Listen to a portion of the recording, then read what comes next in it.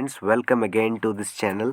तो आज की वीडियो कुछ और बेसिक्स की होने वाली है। मतलब आज कुछ और छोटी मोटी चीज़ों के बारे में हम बात करेंगे जो कि इंग्लिश में बहुत ज़्यादा ज़रूरी है, क्योंकि हमने मैंने दो वीडियोस पहले से अपलोड कर रखी है। ठीक है, तो उसे जाइए और देख लीजिए मेरे चैनल में। तो देखिए, अल्फ़ाबेट, लेटर, बाकी और भी बेसिक्स बारे में हमने बात कर ली थी उन दो वीडियोस में। ठीक है, तो अभी उसे एक्सप्लेन करने की कोई ज़रूरत नहीं है, वीडियो लंबी हो जाएगी और आपको भी थोड़ी सी बोर आप फील करेंगे। ठीक है, तो मैं उसको अब इस वीडियो में एक्सप्लेन नहीं करने वाला, जाइए उस वीडियो को देख लीजिए। तो मैंने और मेरा पर्पस यही है, आपको कुछ सेंटेंस है नहीं, आपकी नेटिव लैंग्वेज क्या है, हिंदी है।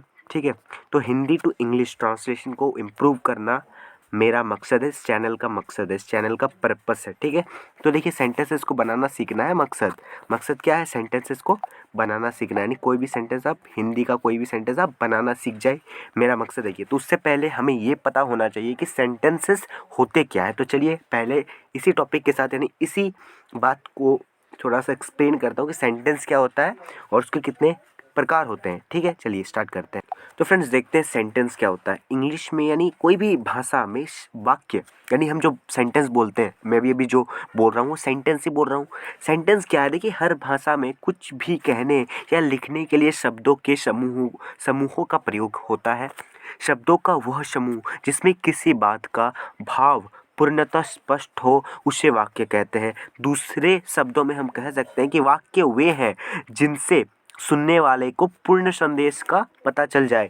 यानी in every language there is a need of group of words to communicate. Okay, such words that communicate a complete message is called a sentence. यानी जब आप किसी को कुछ बोलते हैं, अगर वो पूरी बात अगर आपको समझ आती है, अगर जाते हैं, नहीं, आपको कोई है बंदा जो किसी को बोलता है कुछ, ठीक है, अगर आपको मेरी बात पूरी तरीके से समझ में आ जाती है, इसका मतलब वो ही सेंटेंस हो गया। बाकी तो वो सेंटेंस, तब तो वो सेंटेंस नहीं है, वाक्य। इसी को हम वाक्य कहते हैं, चाहे कोई भी लैंग्वेज हो। वाक्य का डेफिनेशन हर लैंग्वेज में एक ही होता है कि अगर आपने कोई उसे सेंटेंस बोला, अगर वो व्यक्ति, जो सामने वाला व्यक्ति, वो अगर समझ गया तो वो सेंटेंस है, नहीं तो वो सेंटेंस नहीं है। ओके, तो देखिए, देखता हूँ मैं इधर।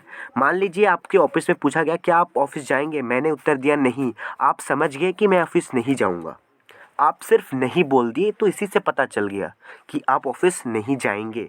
तो एक जो वाक्य है वो नहीं भी हो सकता है, यानी एक छोटा सा वर्ड भी एक वाक्य हो सकता है। ठीक है, यानी एक मात्र एक शब्द एक वाक्य हो सकता है। यानी आपका प्रश्न है क्या आप ऑफिस जाएंगे भी एक वाक्य है, और मेरा उत्तर नहीं भी एक वाक्य है, क्योंकि नहीं से ये पता चलता है, अगर आपने किसी को कह दिया नहीं जाऊंगा, तो ये भी एक वाक्य, क्योंकि उस व्यक्ति को तो ये पूरी बात तो समझ में आ गई ना कि आपको नहीं जाना है ऑफिस। ठीक है, तो ये बात अलग है कि मेरा वाक्य सिर्फ एक शब्द से बना है, कोई शब्दों से नहीं।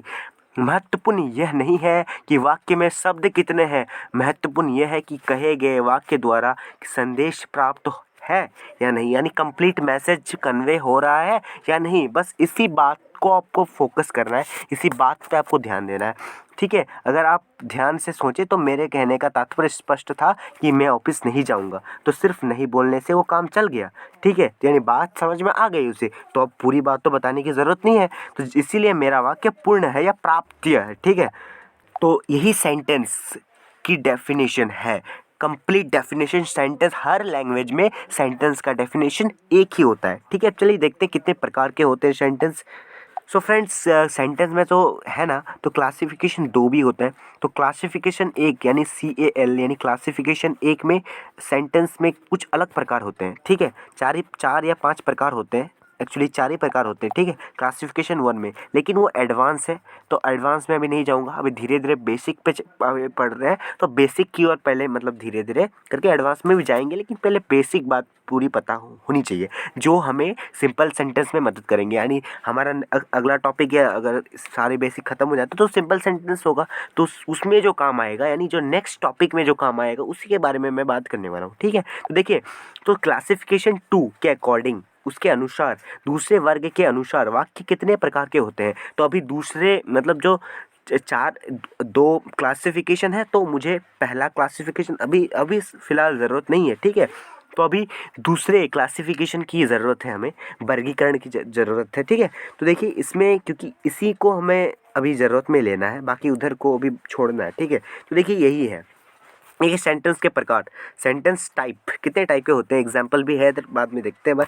अफर्मेटिव सेंटेंस यानी सकारात्मक, यानी सकारात्मक मतलब कोई बात है जो सकारात्मक मतलब नहीं का प्रयोग न हो, न कोई प्रश्न पूछा गया हो, बस ऐसे ही कोई भी वाक्य जब मैं कुछ भी बोल रहा हूँ जिसमें नेगेटिव ना हो, यानी नहीं का उच्चारण ना हो, नहीं कोई प्रश्न पूछा गया हो मतलब सिंपल एक वाक्य, उसे हम अफर्मेटिव सेंटेंस कहते हैं। जैसे Ram is a good boy, तो ये अफर्मेटिव वाक्य है, मतलब एक सकारात्मक, सकारात्मक यानी नेगेटिव नहीं। जैसे मैं नहीं कर सकता, तो ये तो नेगेटिव बात हो गई ना। तो देखिए अब देखिए ये अफर्मेटिव बात, तो और क्या एग्जांपल हो सकते हैं अफर्मेटिव बात, सेंटेंस के अफर्मेटिव जो सेंटेंस है अफर्मेटिव, कोई और क्या एग्जांपल हो सकते हैं।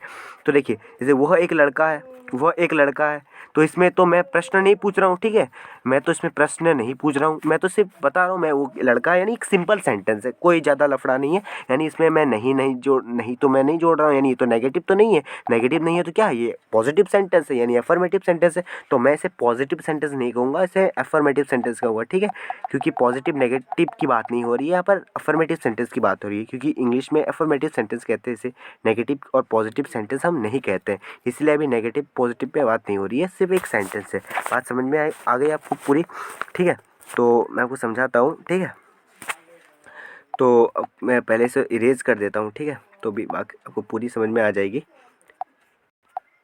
तो आपको पूरी बात समझ में आ गई। तो देखिए अफर्मेटिव सेंटेंस समझ में, बिल्कुल कोई भी सेंटेंस जिसमें नहीं का वाक्य ना हो, कोई प्रश्न पूछा गया हो। नेगेटिव सेंटेंस देखिए ऐसे वाक्य जिसमें नहीं का प्रयोग तो हो पर कोई प्रश्न ना पूछा गया हो, मतलब नहीं का प्रयोग होगा लेकिन वो एक सिंपल सेंटेंस होगा जिसमें प्रश्न नहीं पूछा होगा, सिर्फ नेगेटिव मतलब नकारात्मक बोलने से तो लगता है जैसे नेगेटिव बातें मत करो, तो मतलब जिसमें नहीं हो, जिस सेंटेंस में नहीं हो उसे नेगेटिव सेंटेंस कहते हैं हम, ठीक है। जैसे Ram is not a good boy, ठीक है। अब अगर मैं येलो मार्कर से समझाता हूँ, Ram is not a good boy, yellow पे ध्यान दीजिएगा, तो Ram is not a good boy, ये क्या हो गया, एक नेगेटिव सेंटेंस हो गया।